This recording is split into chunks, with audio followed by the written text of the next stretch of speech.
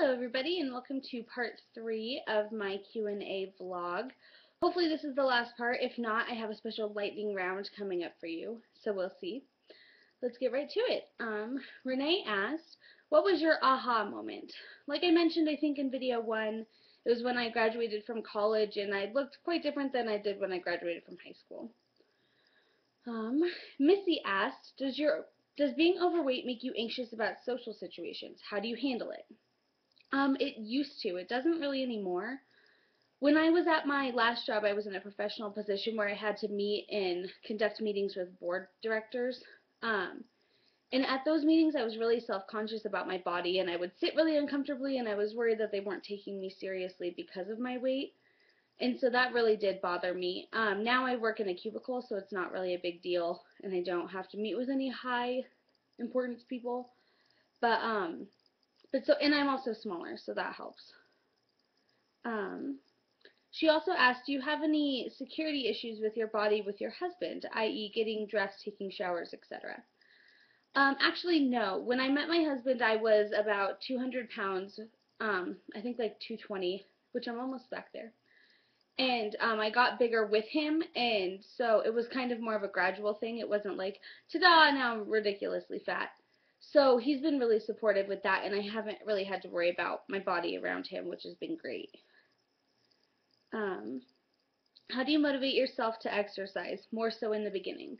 This one, before I joined that program at the gym, the Commit to Fit, I really worked out kind of regularly. I would go to the gym center at our apartment every once in a while, probably like 3 times a week. But I really think having a program to be accountable to and a trainer was huge for me. So I definitely, I know a lot of people try and do it out of their home. I don't think that's something that would ever work for me because my couch is also in my living room, and so it'll be hard. I think it'd be hard for me to choose to work out rather than sit. But being accountable to somebody at the gym, like make a friend, go somewhere to work out, and have somebody keep you accountable to be there makes a huge difference. I didn't miss any of the workouts in my program because of that. She also asked, do you have cheat meals? I actually don't, but that's because I don't believe in depriving myself. If you've read my blog, you probably know that, but I can eat anything I want in moderation, and so I don't feel the need to cheat once a week or twice a week or whatever. So I just do my best, and I eat really great most of the time, and if I want something else, then I have it, and I don't deprive myself, so I don't binge on it. Jackie asked, aside from skinny jeans, what keeps you motivated? This is probably the most asked question so far, is what keeps me motivated? And it's actually a really hard question to answer. I think it's an internal motivation that I never had before. I think it's a determination to prove people wrong, that like I can do this and that I am strong enough, and also to prove myself wrong, that I don't have to look like this for the rest of my life and that I'm not bound by that. It's definitely an internal thing. It's not really anything external at all. I mean, wanting to have kids is a huge motivation too. Crystal asked, what's your daily diet like? So basically I eat about 5 to 6 times a day. I'll have a breakfast that consists of a carb and a protein, like my toast and eggs or peanut butter or nuts. And then for snack in the morning, I'll usually have a fruit and then like cheese maybe. And then for lunch, lunch is my bigger meal of the day. So I have a carb, a protein, and a vegetable typically. And those are something that would look more like a normal person's dinner. Then for my second snack, I usually have some nuts or dried fruit or something like that. Or sometimes just coffee. And then for dinner, we usually have like a salad with meat on it. Like I love turkey taco salads or like chicken Caesar salads with the dressing on the side. Like we typically eat salad for dinner. Just something small. Alyssa asked, what's your favorite non-healthy snack? I really like cookies and cupcakes, but I don't know if I'd consider those a snack so much as like a dessert, but maybe.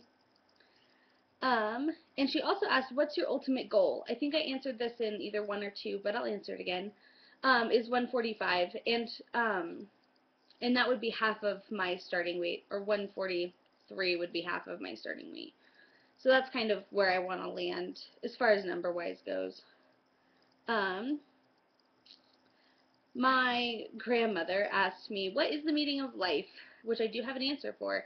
I believe it's happiness. I think anything we do in our life should lead to our happiness, and that's the meaning of it. And my aunt, they're dorks, also asked, which came first, the chicken or the egg? And I have an answer for that too. The egg, because nobody eats chicken for breakfast. Duh. And my Uncle Terry asked, how do you and Andy, who's my husband, stay so well grounded and motivated? Um, that's a good question. I think because we're real people and like we try not to let things get to our heads about anything, at least is how I stay grounded. I've really been impressed and shocked and really, really happy about the success of my blog, but I still write like I'm just writing to my grandma. So I think that helps a lot. Like I don't I don't know, I don't let the numbers get to my head, but they're pretty exciting. So thank you all for watching me and reading me and all that stuff. And again, staying motivated. I think it's just all about internal motivation and what makes you like want to change, because you have to have that for sure.